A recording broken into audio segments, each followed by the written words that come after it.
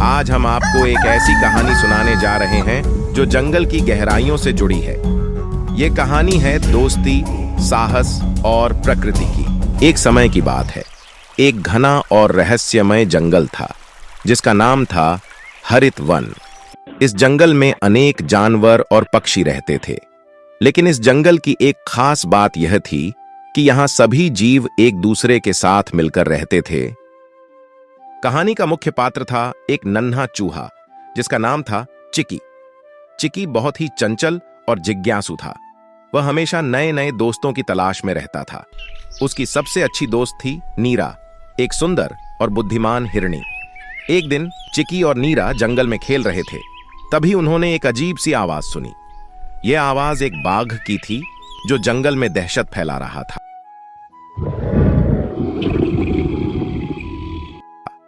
चिकी ने नीरा से कहा, हमें बाघ से दूर रहना चाहिए।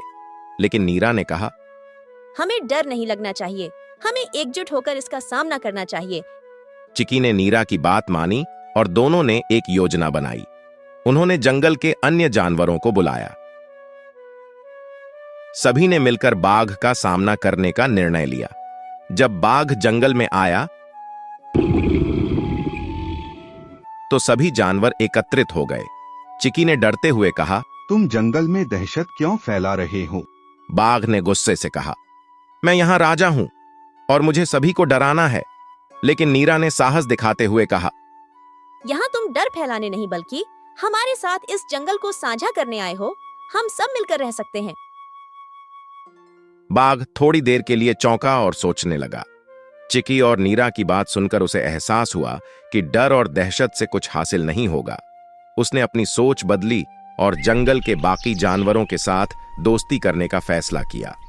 बाघ ने अपने डर को छोड़ा और जंगल में एक नई शुरुआत की। सभी जानवरों ने मिलकर एकजुटता का परिचय दिया और जंगल को फिर से एक खुशहाल स्थान बना दिया।